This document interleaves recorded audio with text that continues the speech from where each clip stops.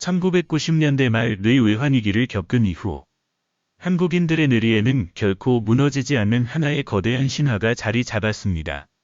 바로 부동산 불패라는 견고한 믿음입니다. 서울의 아파트는 단순한 거주 공간을 넘어 가장 확실하고 안전한 부의 증식 수단이자 계층 이동의 유일한 사다리로 여겨졌습니다. 사람들은 평생 만져보지 못할 거액의 빚을 기꺼이 짊어졌고 은행은 그 빚을 담보로 막대한 유동성을 시장에 품어냈습니다. 금리는 낮았고 돈은 흔했으며 집값은 어김없이 올랐습니다. 어제 산 아파트가 오늘 수천만 원, 수억 원씩 오르는 마법 같은 시간 속에서 빚은 두려움의 대상이 아니라 자산을 증식시키는 가장 현명한 지렛대로 찬양받았습니다. 이른바 영끌과 빚토는 한 세대의 생존 공식이 되었습니다. 하지만 우리가 열광하며 쌓아올린 이 거대한 탑의 기반은 과연 얼마나 단단할까요? 끝없이 우상향할 것만 같았던 그래프의 끄트머리에서 지금 우리는 미세하지만 뚜렷한 타열음을 듣고 있습니다. 세계 1위의 가계부채 비율, 소득의 절반 이상을 빚 갚는 데 써야 하는 현실, 그리고 잔뜩 부풀어 오른 자산시장을 짓누르기 시작한 고금리의 압박. 이 모든 지표는 우리가 발을 딛고 서 있는 곳이 견고한 안반이 아니라 언제든 허물어질 수 있는 모래성임을 경고하고 있습니다. 2008년 글로벌 금융위기 당시 미국이 겪었던 서브프라임 모기지 사태, 혹은 1990년대 초 일본의 거품 경제 붕괴가 남긴 뼈아픈 교훈은 결코 남의 나라 이야기만이 아닙니다. 한국 경제를 지탱해온 이 거대한 신화는 어떻게 경제 시스템 전체를 위협하는 시한폭탄으로 변질되었을까요? 그리고 마침내 이 폭탄의 뇌관이 작동하는 순간 평범한 개인의 삶과 대한민국 경제에는 어떤 끔찍한 연쇄 붕괴가 일어날까요? 지금부터 우리는 외면하고 싶었던 불편한 진실, 그 모래성 아래에 감춰진 어두운 시면을 차분히 들여다보려 합니다. 폭풍우가 몰아치기 직전의 고요함 속에서 이미 카운트다운은 시작되었습니다. 위기의 징후는 가장 먼저 돈의 흐름, 즉 유동성의 수축에서 감지되기 시작했습니다. 지난 1여 년간 글로벌 경제를 지배했던 제로 금리와 양적 완화의 시대가 저물면서 시장이 풀렸던 막대한 자금이 빠르게 회수되고 있습니다. 미 연준을 필두로 한 글로벌 중앙은행들의 공격적인 기준금리 인상은 빚으로 지탱되던 한국 자산 시장에 치명적인 타격을 가했습니다. 한국은행 역시 가파르게 치솟는 물가를 잡고 한미 금리 역전으로 인한 자본 유출을 막기 위해 금리 인상의 페달을 밟을 수밖에 없었습니다. 기준금리가 오르자 시중은행의 주택담보대출 금리는 순식간에 2배 가까이 치솟았고 매달 갚아야 할 원리금 상환액은 가계의 가처분 소득을 무섭게 갉아먹기 시작했습니다. 영끌족의 비명은 단순한 엄살이 아닙니다. 통계청 자료에 따르면 소득 하위 가구의 경우 벌어들인 돈의 대부분을 빚 갚는 데 쏟아붓고도 모자라 적자 수렁에 빠지는 한계 가구가 급증하고 있습니다. 더 큰 문제는 부동산 프로젝트 파이낸싱, 이른바 뇌부실의 공포입니다. 저금리 시절 건설사와 금융권은 아파트가 무조건 분양될 것이라는 맹신 아래 수백조 원에 달하는 뇌대출을 일으켜 전국 곳곳에 땅을 사고 건물을 올렸습니다. 그러나 금리가 급등하고 부동산 거래가 꼼꼼 얼어붙으면서 미분양이 속출하기 시작했고 돈줄이 마른 건설사들은 이자를 갚지 못해 흑자 부도의 위기에 내몰리고 있습니다. 제2금융권을 중심으로 얽히고 설킨 뇌대출의 부실은 뇌관이 타들어가는 시한폭탄과 같습니다. 만약 대형 건설사나 금융기관 중 단 한 곳이라도 유동성 위기를 극복하지 못하고 쓰러진다면 그 충격은 단순히 건설업계에 국한되지 않습니다. 하도급 업체들의 줄도사는 물론이고 이들에게 돈을 빌려준 금융 시스템 전체로 부실이 전이되는 도미노 붕괴가 일어날 수밖에 없습니다. 지금 우리가 목도하고 있는 미분양 물량의 적체와 뇌대출 연체율의 급등은 거대한 눈사태가 시작되기 전 산정선에서 굴러떨어지는 작은 돌멩이에 불과할지도 모릅니다. 시장의 경고등은 이미 붉은색으로 점멸하고 있으며 골든타임은 속절없이 흘러가고 있습니다. 부동산 시장의 붕괴는 단순히 아파트 가격표의 숫자가 내려가는 것을 의미하지 않습니다. 그것은 실물 경제 전반의 피를 말리는 잔혹한 수축 과정의 신호탄입니다. 한국학의 자산의 70% 이상이 부동산에 묶여있는 기형적인 구조 속에서 집값 하락은 곧바로 대중의 지갑을 닫게 만드는 역자산 효과를 불러옵니다. 주택담보대출 이자를 갚기 위해 외식과 쇼핑, 문화생활부터 줄이는 이른바 강제 긴축이 시작되는 것입니다. 이러한 소비의 침체는 골목 상권을 지탱하는 자영업자들의 매출 급감으로 직결되고 이는 다시 기업의 실적 악화와 투자 축소로 이어집니다. 매수 시장이 얼어붙으면서 기업들은 고용을 줄이거나 구조조정에 돌입하게 되며 일자리를 잃거나 소득이 줄어든 가게는 대출 원리금을 상환할 능력을 완전히 상실하게 됩니다. 바로 이것이 경제학에서 경고하는 디플레이션 소용돌이이자 치명적인 연쇄 부도의 메커니즘입니다. 은행들은 부실 채권이 늘어날 것을 우려해 대출 문턱을 대폭 높이고 기존 대출마저 회수하려 듭니다. 이른바 신용 경색이 발생하는 것입니다. 돈맷경화에 걸린 경제는 가장 취약한 고리부터 끊어내기 시작합니다. 한디 기업들이 쓰러지고 빚으로 연명하던 서민들은 신용불량자로 전락하며 경매 시장에는 헐값에 넘어간 아파트들이 쏟아져 나옵니다. 경매 물건의 급증은 다시 주변 시세를 끌어내리고 이는 또 다른 하우스 푸어의 대출 상환 압박을 가중시키는 악순환의 고리를 완성합니다. 자산 가치는 하락하는데 부채의 실질 부담은 늘어나는 부채 디플레이션의 공포가 경제 전반을 짓누르는 것입니다. 과거 화폐를 찍어내어 위기를 덮으려 했던 리봄책은 이제 인플레이션이라는 거대한 벽에 가로막혀 더 이상 작동하지 않습니다. 국가의 위기관리 시스템조차 통제할 수 없는 속도로 무너지는 실물 경제의 참상은 우리가 경험해보지 못한 새로운 차원의 고통을 예고하고 있습니다. 부동산이라는 단위 자산에 국가 경제의 명운을 걸었던 대가는 이토록 가혹하며 빚으로 쌓아올린 바벨탑이 무너지는 충격파는 사회의 가장 낮은 곳에서부터 가장 치명적인 형태로 나타나게 됩니다. 역사는 반복되는 경향이 있으며 우리는 이미 과거의 뼈아픈 경험을 통해 시스템 붕괴의 전조를 배운 바 있습니다. 1997년 대한민국의 겨울을 덮쳤던 묘의환 위기는 기업의 연쇄 부도와 막대한 단기 외채가 어떻게 국가 전체의 경제 주권을 앗아가는지 처절하게 보여주었습니다. 당시 금리는 20%를 넘나들었고 수많은 가장들이 거리로 내몰렸으며 환율 방어선이 무너지면서 원화 가치는 휴지 조각처럼 폭락했습니다. 하지만 지금의 위기는 97년과는 다른 형태의 그림자를 들이우고 있습니다. 과거의 뇌관이 기업의 과잉 투자와 달러 부족에 있었다면 현재의 폭탄은 가계의 천문학적인 부채와 부동산이라는 내수 자산에 집중되어 있기 때문입니다. 그렇다면 해외의 붕괴 사례는 우리에게 어떤 경고를 던지고 있을까요? 국가 부도의 대명사가 된 아르헨티나는 끊임없는 포퓰리즘 정책과 방만한 재정 운용으로 만성적인 하이퍼인플레이션의 늪에 빠졌습니다.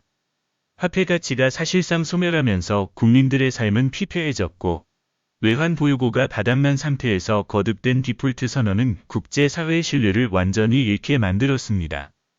한때 남미의 부국이었던 베네수엘라 역시 원유 수출이라는 단일 경제 구조에 의존하다가 유가 하락과 함께 경제가 완전히 붕괴한 참혹한 사례입니다. 살인적인 물가 상승률 속에서 지폐는 길거리에 나뒹구는 쓰레기 취급을 받았고 국민들은 식량을 구하기 위해 국경을 넘어야만 했습니다. 물론 한국의 제조업 기반이나 외환 보유고 상황을 이들 남미 국가들과 단순 비교하는 것은 무리일 수 있습니다. 그러나 이 극단적인 사례들이 우리에게 남기는 교훈은 명확합니다. 한 국가의 경제가 특정 자산이나 산업에 과도하게 의존하고 빚을 통해 인위적인 성장을 유지하려 할 때, 그리고 그 거품을 덮기 위해 구조적인 개혁을 미룰 때 시스템의 붕괴는 피할 수 없는 숙명처럼 다가온다는 사실입니다. 한국 경제의 기저에 깔린 빚의 무게는 지금 어느 임계점을 향해 달려가고 있는지 묻지 않을 수 없습니다. 남미의 비극이 먼 나라의 이야기처럼 들린다면 유럽과 중동의 상황은 좀 더 뼈아픈 기시감을 선사합니다. 복지 지출의 급증과 지하 경제의 만연, 그리고 유로화 체제라는 기대 언덕에 안주했던 그리스는 2010년 끔찍한 국가 부도 사태에 직면했습니다. 정부의 막대한 부채가 드러나는 순간 글로벌 금융시장은 자비 없이 돌아섰습니다. 그리스 국채의 신용부도 스와프, 즉 시리즈 프리미엄은 하늘 높은 줄 모르고 치솟았고 국제금리는 국가가 감당할 수 없는 수준으로 폭등했습니다. 그 결과는 잔혹했습니다. 국제 채권단의 가혹한 구제금융 조건 아래에서 연금은 반토막이 났고 청년 실업률은 5.0%를 넘어섰으며 공공인프라는 민간의 헐값으로 매각되었습니다. 한 세대 전체가 희망을 잃어버린 10년의 수렁에 빠진 것입니다. 이와는 또 다른 형태로 경제 시스템이 무너져 내린 곳이 바로 터키입니다.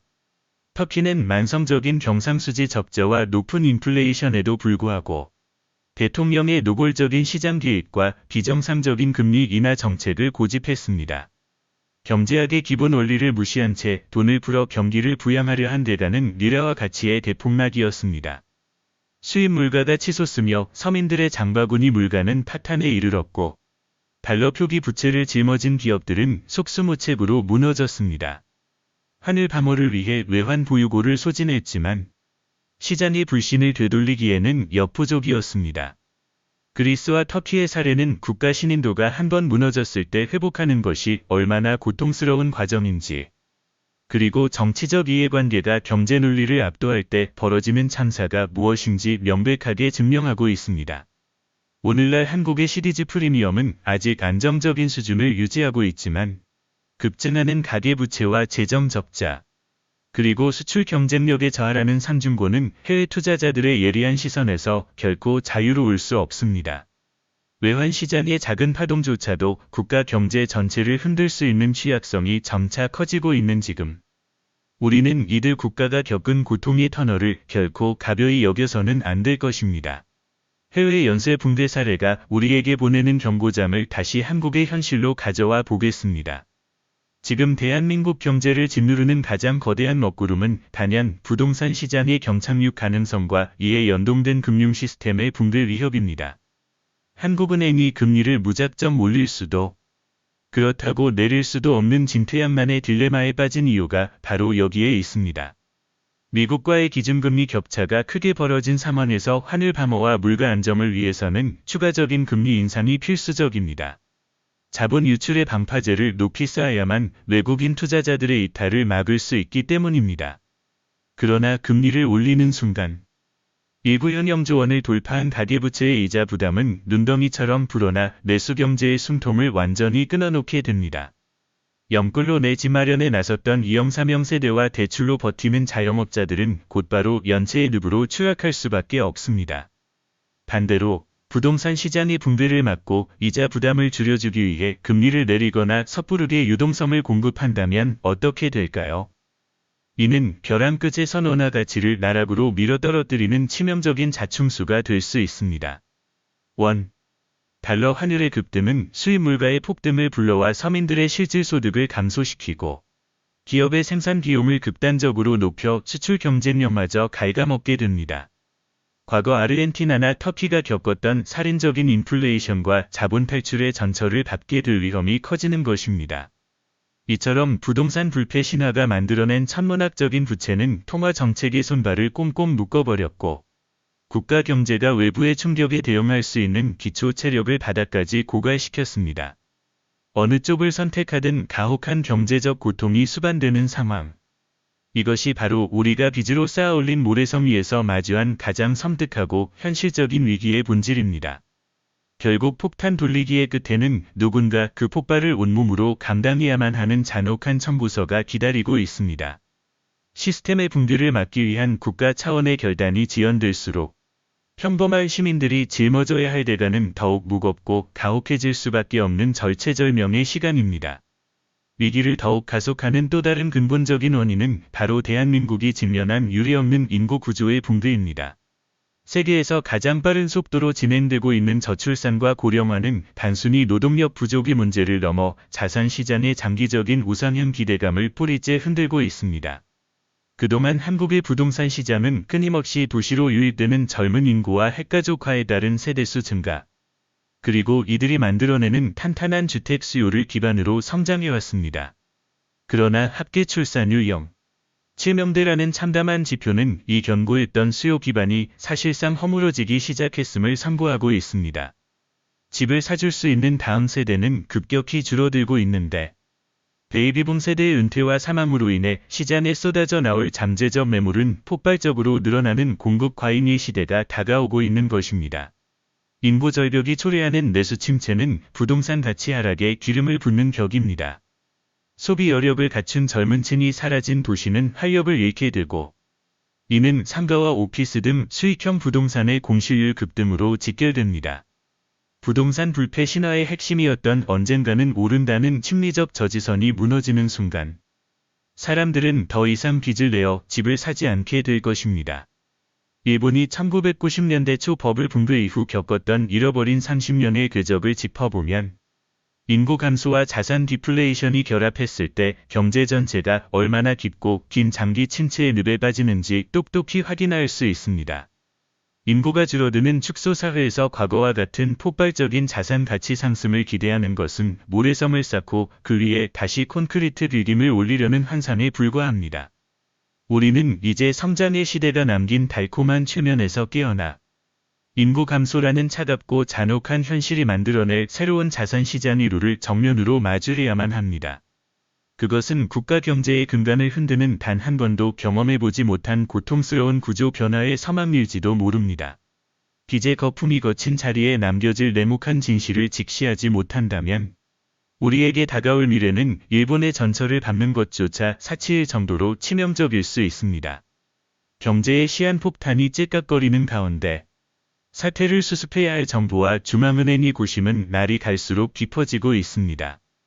과거의 위기마다 전가의 보도처럼 휘둘렸던 대규모 부양책은 더 이상 효과를 발휘하기 어렵습니다. 이미 국가 채무가 가파르게 상승한 상황에서 재정을 무한정 쏟아붓는 것은 국가 신임도 하락이라는 또 다른 재앙을 초래할 수 있기 때문입니다. 그럼에도 불구하고 정부는 눈앞에 닥친 금융 시스템의 붕괴를 막기 위해 시장 개입을 멈추지 않고 있습니다. 미분양 주택을 공공이 매입하거나 특례보금자리론과 같은 막대한 정책 금융을 풀어 주택 수요를 억지로 떠받치는 임시방편들이 동원되고 있습니다. 벼랑끝에 몰린 부동산 폐사업장에는 채권안정펀드와 대주단 협약을 통해 이자 유예와 만기 연장이라는 산소호흡기를 달아주고 있습니다. 하지만 이러한 연착륙 시도가 과연 언제까지 지속될 수 있을까요? 시장의 자정작용을 인위적으로 가로막는 이러한 조치들은 당장의 급한 불을 끄는 데는 유효할지 모르나 근본적인 체제 개선을 지연시키는 치명적인 부작용을 낳고 있습니다. 썩은 살을 도려내는 구조조정의 골든타임을 허비하는 사이 부실은 눈덩이처럼 커져 다음 세대가 갚아야 할 청구서로 차곡차곡 쌓이고 있습니다. 시장 참여자들 사이에서는 정부가 결국 집값을 떠받쳐 줄 거디라는 이른바 대마불사의 맹신과 도덕적 회의가 독버섯처럼 피어나고 있습니다. 파산해야 마땅한 좀비 기업들이 정책 자금에 기대어 연명하는 사이 정작 혁신과 성장에 쓰여야 할 귀중한 자본은 비생산적인 부동산 시장에 꼼꼼 묶여버렸습니다. 중앙은행 역시 딜레마에 빠져 있습니다. 물가를 잡기 위해 돈줄을 조여야 하는 본연의 임무와 금융시장의 신용 경색을 막기 위해 유동성을 공급해야 하는 상충된 과제 사이에서 아슬아슬한 줄타기를 하고 있는 것입니다. 정부와 중앙은행의 이러한 고육지책은 결코 위기의 근본적인 해결책이 될 수 없습니다. 그것은 단지 폭탄이 터지는 시점을 조금 뒤로 미루는 고통스러운 지연 작전에 불과할지도 모릅니다. 언제 터질지 모르는 시한폭탄을 품에 안고 걷는 살얼음판 위에서 정책의 여력은 바닥을 향해 빠르게 소진되고 있습니다. 정부의 아슬아슬한 줄타기는 대외 부문, 즉 환을 방어라는 또 다른 거대한 전선에서도 고전을 면치 못하고 있습니다. 달러 패권의 귀환 속에서 원화 가치를 지키는 것은 단순히 수입 물가를 통제하는 것을 넘어 자본 유출을 막아내는 최후의 저지선과도 같습니다. 하지만 외환보유고라는 곳간의 문을 열어 달러를 쏟아붓는 식의 고전적인 환율 방어는 한계에 봉착했습니다. 1997년 외환위기 당시보다 외환보유고의 규모 자체는 커졌지만 한국 경제의 덩치와 외국인 투자 자금의 규모를 감안하면 결코 안심할 수 있는 수준이 아니기 때문입니다. 더욱 우려스러운 점은 지속되는 무역수지 적자입니다. 수출로 벌어들이는 달러보다 수입으로 나가는 달러가 많아지면서 경제의 기초 체력을 의미하는 경상수지마저 흔들리고 있습니다. 반도체를 비롯한 주력 산업의 수출 경쟁력이 악화되고 글로벌 공급망 블록화로 인해 중국이라는 거대한 시장마저 예전 같지 않은 상황은 구조적인 장기 침체의 공포를 자극합니다. 결국 곳간을 채워줄 확실한 수입원이 줄어드는 가운데 환율 방어를 위해 보유한 달러마저 소진한다면 투기 자본의 먹잇감으로 전락하는 것은 시간 문제입니다. 이러한 절박한 상황에서 정부는 국가 부채의 증가라는 양날의 검을 손에 쥐게 됩니다.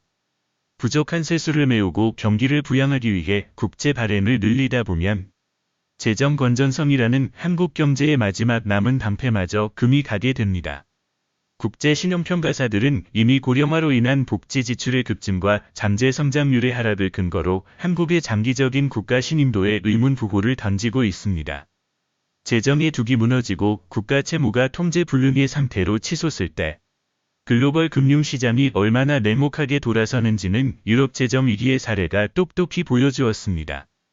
정부와 중앙은행은 지금 내수 침체 방어, 물가 안정, 환율 유지, 그리고 재정 건전성 확보라는 불가능에 가까운 고차방 정식을 풀어야 하는 절체절명의 위기에 처해 있습니다.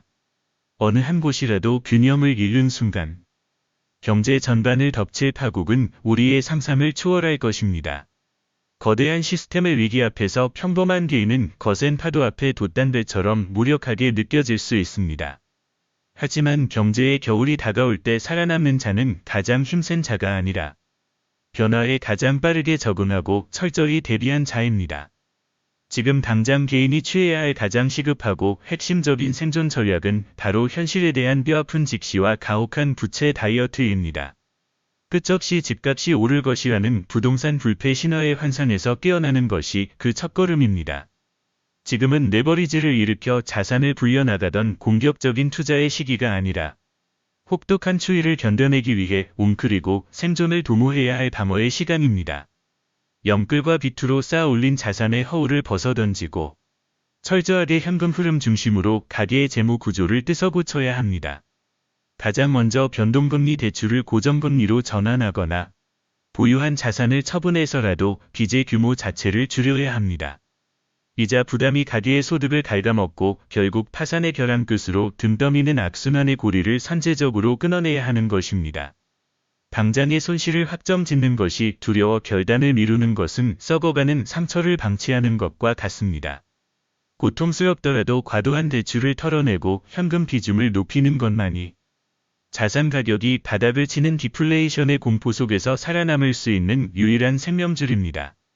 현금은 인플레이션 시기에는 가치가 하락하는 휴지 조각 취급을 받지만 신용이 경색되고 자산 시장이 붕괴하는 경제 위기의 한복판에서는 모든 것을 사들일 수 있는 절대 권력으로 군림합니다.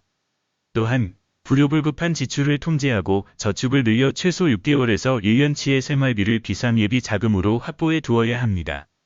기업들의 구조조정과 실직의 공포가 현실화되었을 때 이 비상금은 개인과 가족의 존엄을 지켜줄 마지막 방어막이 될 것입니다.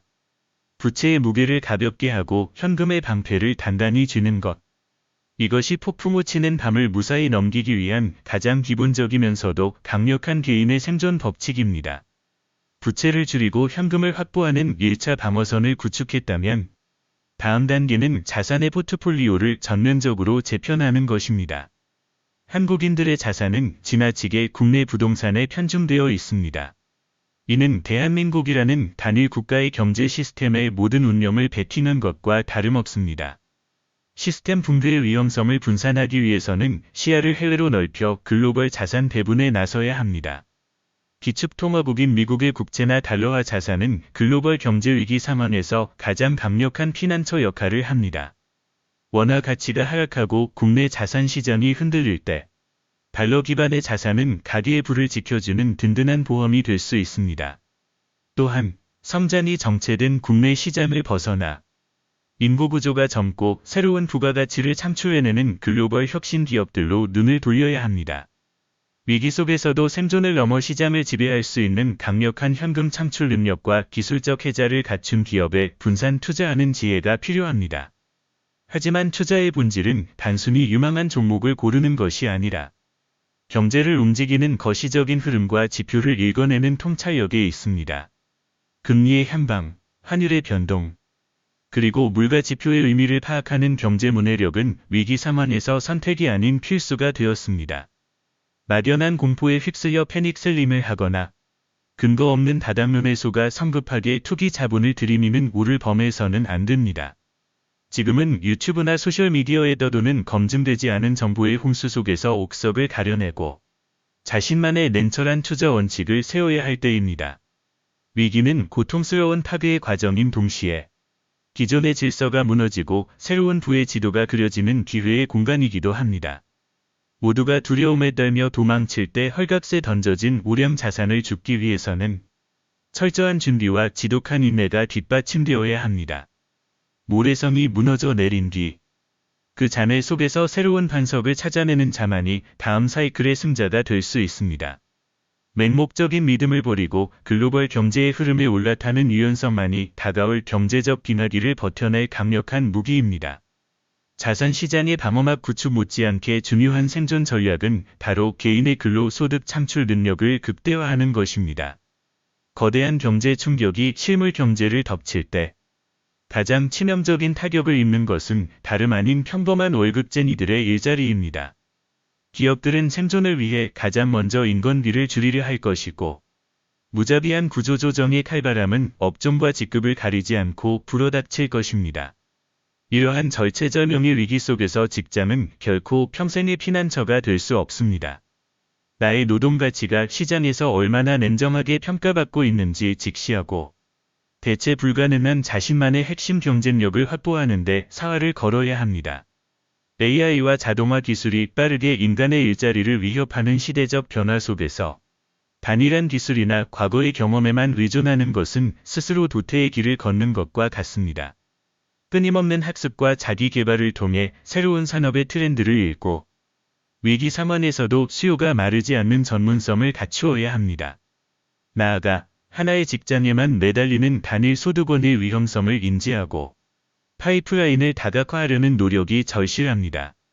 본업의 부업이나 프리랜서 활동을 통해 추가적인 현금 흐름을 창출하거나 자신의 지식과 재능을 활용하여 소규모 창업의 기회를 모색하는 것도 훌륭한 대안이 될 수 있습니다.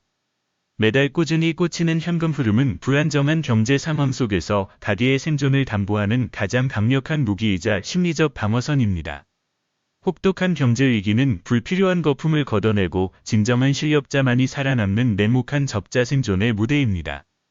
스펙을 쌓기 위한 거칠애가 아니라 어떤 환경에서도 스스로 가치를 증명하고 돈을 벌어들일 수 있는 야생의 생존 능력을 길러야 할 때입니다.